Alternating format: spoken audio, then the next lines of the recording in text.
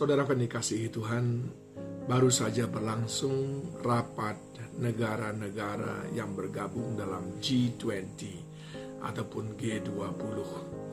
Dan semua kepala negara sepakat berkata bahwa kita sangat-sangat rentan dengan resesi. Bahkan ada yang mengatakan bahwa resesi sudah di depan mata. Alasan saya menyinggung ini bukan untuk menakut-nakuti saudara, tapi untuk mempersiapkan kita. Bukankah orang bijak berkata, sedia payung sebelum hujan? Nah, saya ingin memberikan kepada saudara semacam peringatan dini untuk kita bisa sedia payung sebelum hujan. Mempersiapkan kuda-kuda sebelum musuh datang. Mempersiapkan diri sebelum resesi datang. Kita harus tetap kuat di masa sukar sekalipun. Sudah dituliskan oleh Paulus lewat suratnya kepada Timotius dalam 2 Timotius 3 ayat 1. Ketahuilah bahwa pada hari-hari terakhir akan datang masa yang sukar. Paulus sudah menjelaskannya. Dan Paulus pun sudah mengalaminya, masa-masa yang sukar itu. Nah, saudara yang dikasihi Tuhan, bagaimana kita bisa tetap kuat ketika masa sukar itu menghampiri kita? Saya mengajak saudara belajar daripada Paulus di dalam Kisah Para Rasul 27. Hal yang pertama dilakukan Paulus ketika dia mengalami kapal yang terkandas di tengah-tengah lautan. Maka ketika mereka sudah berlayar sekian lama berhari-hari dan mereka tidak putus-putusnya didera oleh gelombang tinggi, maka dikatakan bahwa ayat 20, setelah beberapa hari lamanya baik matahari maupun bintang-bintang tidak kelihatan dan angin badai yang dahsyat terus-menerus mengancam kami, akhirnya putuslah segala harapan kami untuk dapat menyelamatkan diri kami. Bintang tidak kelihatan, matahari tidak kelihatan, yang ada hanya badai. Demikian kira-kira gambaran resesi apabila dia datang menghampiri. Tidak ada terangnya, yang ada terus goncangan demi goncangan, hantaman demi hantaman. Lalu apa yang dilakukan oleh Paulus? Dikatakan di dalam ayat 22. Tetapi sekarang juga dalam kesukaran ini, aku menasihatkan kamu, supaya kamu tetap bertabah hati. Sebab tidak seorang pun di antara kamu yang akan binasa, kecuali kapal ini.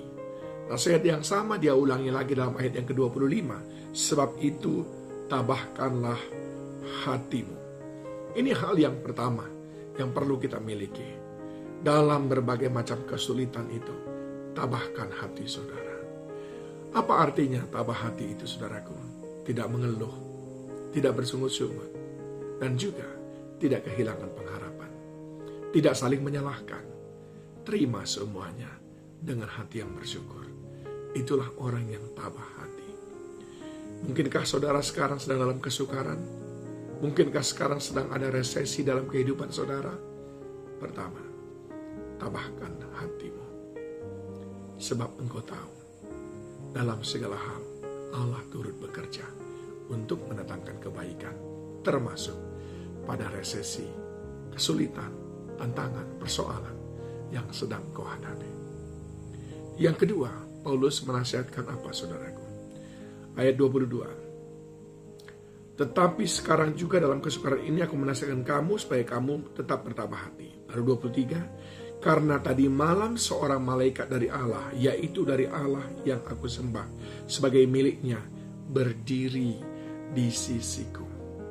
Yang kedua, tetap percaya. Mau mendaki, mau menurun dalam segala keadaan, Allah Immanuel tetap di sisi saudara. Percaya, genggamannya tidak lepas daripada tangan. Percaya, Allah ada bahkan di tengah badai sekalipun. Percaya, bukankah engkau sudah melihat bagaimana Tuhan menghardik badai topan yang menghantam murid-murid itu? Hanya dengan satu hardikan, maka badai itu pun reda. Demikian Allah bekerja, sebab Dia menyertai kita. Di jalan yang licin, Dia ada memegang tangan kita. Di jalan yang terjal, Dia ada memegang dan memberi kekuatan kepada kita. Percaya, Allah beserta. Dan poin yang ketiga, saudaraku. Lihat sekarang ke ayat yang ke-30. Akan tetapi anak-anak kapal berusaha untuk melarikan diri dari kapal mereka, menurunkan sekoci, dan berbuat seolah-olah mereka hendak melabuhkan beberapa sauh di haluan. Karena itu Paulus berkata kepada perwira dan prajurit-prajuritnya, jika mereka tidak tinggal di kapal, kamu tidak mungkin selamat.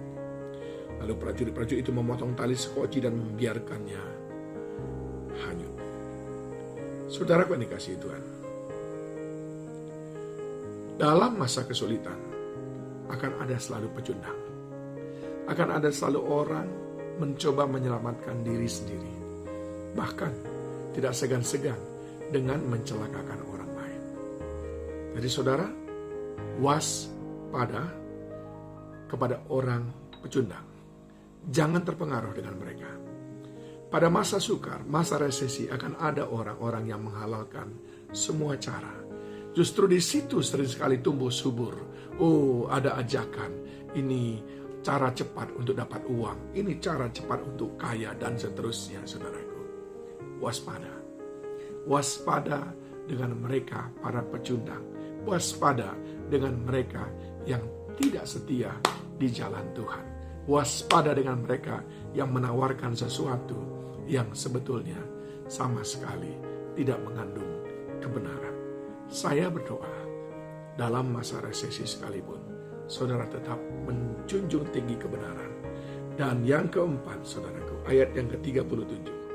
Jumlah kami semua yang di 276 jiwa. Setelah makan kenyang, mereka membuang muatan gandum ke laut untuk meringankan kapal itu. Yang keempat, saudaraku, pakai hikmat. Saudara perlu berkhidmat. Adakah beban-beban hidup saudara yang bisa saudara hilangkan? Adakah pengeluaran-pengeluaran yang bisa saudara potong, buang untuk meringankan beban? Oleh sebab itu kita perlu berkhidmat. Ketika resesi tiba, ketika kesulitan tiba, maka perkecil pengeluaran. Hanya untuk yang penting, yang harus ada saja.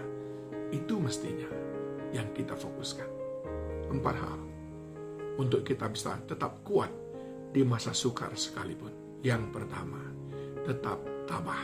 Yang kedua, tetap percaya Yesus beserta. Yang ketiga, jangan terpengaruh dengan pecundang. Tetap setia kepada Tuhan. Dan yang keempat, berkhidmat. Buang yang tidak penting. Kiranya kita dipersiapkan. Apapun yang terjadi, percaya Tuhan sudah tetapkan saya dan saudara menjadi pemenangnya. Tuhan memberkati.